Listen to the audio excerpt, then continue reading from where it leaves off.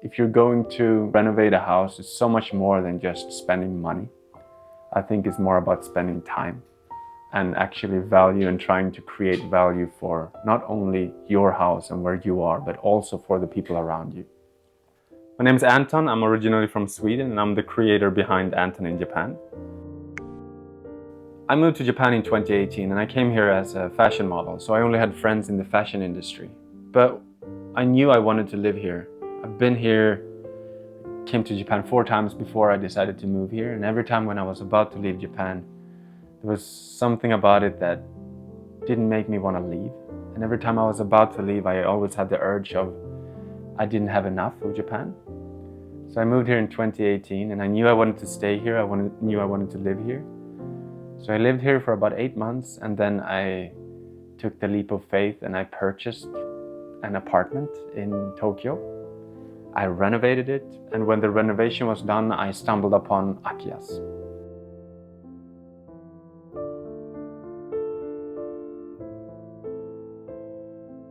So I purchased my first Akiya in 2020. While doing modeling, which was about 2 or 3 days a week, this was a great way to express my creativity because I could work on it whenever I had time. And it was a perfect complement, both creatively and also together with my job in the fashion world. And now this kind of turned into my job. So it just started off as a hobby and now we're doing better and more beautiful renovations every year, and it's really exciting.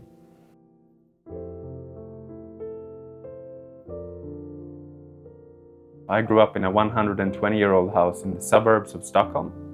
It was a complete shack, and my parents renovated it with my and my 2 younger sisters' help, basically over our entire grown-up.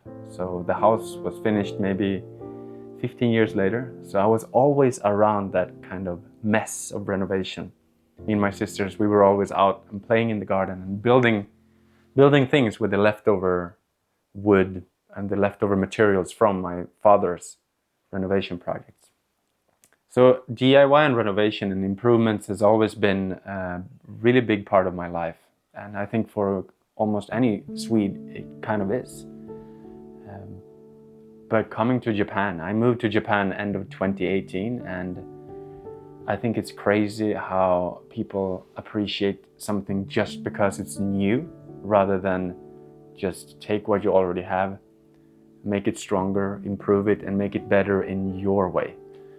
If you look at brand new Japanese builds, it's like there's no sunlight, there's no natural materials, it's just wallpaper around, a plastic floor, a plastic bathroom, and then a white fluorescent light in the ceiling. And that's most of my Japanese friends in Tokyo, especially in Tokyo and in a very dense city, live like that. So there are no nature around. And I think that's what I would like to revive with these houses. And all the houses that we touch and that we revive, they're very old. This house is one of the newer ones, and this is like 40 years old, which doesn't sound very old in a Western perspective, but in a Japanese perspective, it's everything that's more than 30 years old is more or less ready to be torn down. So because we buy these older houses, we're lucky that we can revive even older history. In Scandinavian, we have houses that are 90 years old, several of them, and then we can revive Fusuma doors that are almost 90 years old, like doors that you cannot purchase them anymore. Glass, like original glass windows that are so old that there are no like artisans who can make them anymore. And then we revive them with oak veneer. We put a stone as the first step of the staircase. So like it's very natural and kind of like use what you have, but use it with your own thoughts and your own design principles, really.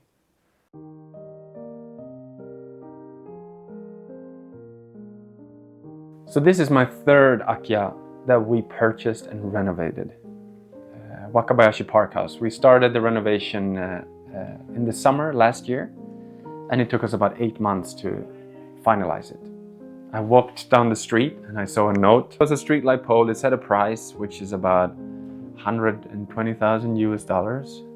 and it said the location here, and it basically said bright house, this price, this size. So I called the broker up and I asked if I could see it, and they didn't even advertise it that we had a private park, right? Like a south-facing park. And I watched hundreds and hundreds of Akias, and this is the first one that has a south-facing beautiful park. I didn't find and I didn't know what house it was in the beginning because they didn't advertise it as a park house. So I walked around in the park here. I looked at the house, maybe it is this one.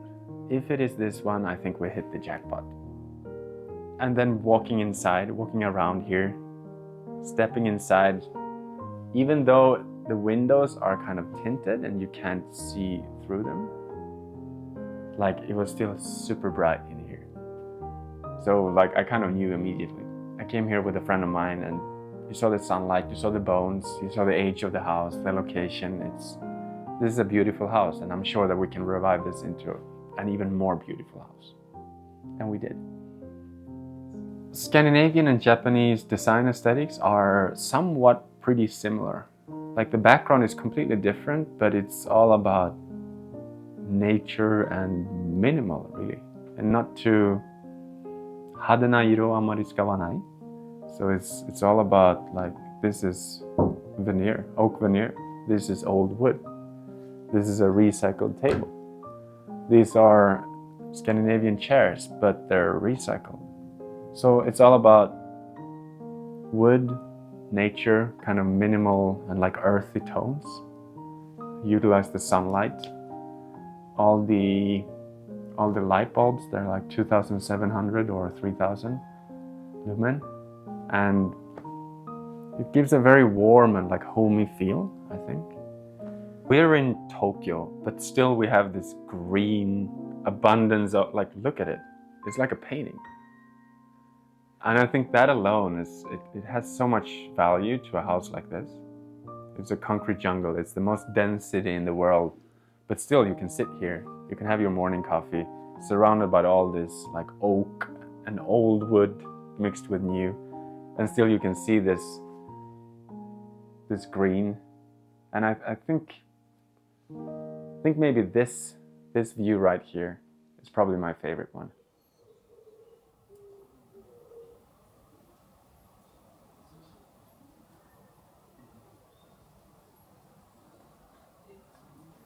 I think community building is literally everything. Especially I come to Japan as a foreigner. I'm not born and raised in Japan, and I will never be Japanese. No matter if I change my passport and become Japanese, I don't think I'll never be fully accepted as Japanese. Even though I do a lot of media in Japanese, I'm on TV and magazines, but I will always be a Swedish. But before I'm a Swedish, I'm actually just a foreigner to most people in Japan.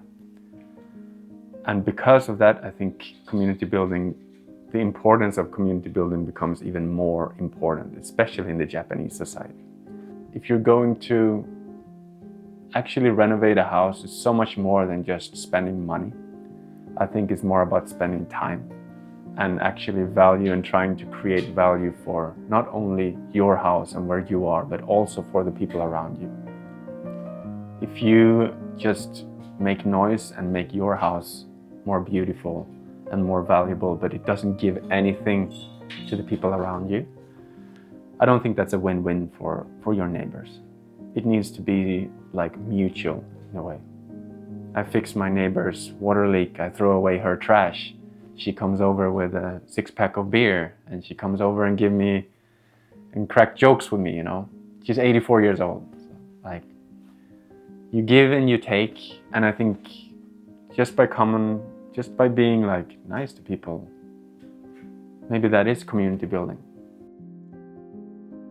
If you're a buyer that can take on some extra work, I think it's a win-win situation for everyone, because you'll get the price down, you get to spend time in the house cleaning out the junk, and while spending that time, your imagination kind of starts like rolling, and you can see and you can feel the sunlight, and you can feel the walls, and you can feel what you actually can do with the space and the opportunities this space brings to you.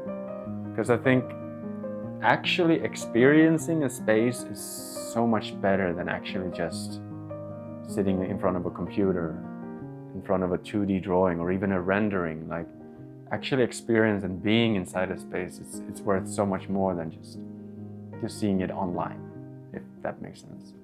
So I think it's a good, even if you get to clean out the previous owner's things, it is a pain, but by doing that you get to know the space, you get to know the community that you've already bought into, and you're making an improvement, you're adding value. And that alone is seen by the neighbors, it's seen by the community as well.